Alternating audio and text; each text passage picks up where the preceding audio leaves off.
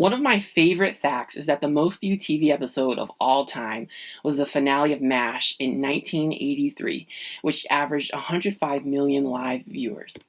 Large, live collective experiences were normal back then, but they're now extremely rare because of major shifts in the entertainment landscape. In 1983, many households only had 4 TV networks. In 2021, there are over 150 networks, at least 9 major streaming services, and countless aggregators of user-generated content. We can easily access more content than ever before, but that increase in choice hasn't led to more large collective experiences. Instead, it's ushered in a period where niche fan bases flourish and audiences are less patient than ever before. Think about it. How often do you listen to a friend passionately describe a show you've never even heard of?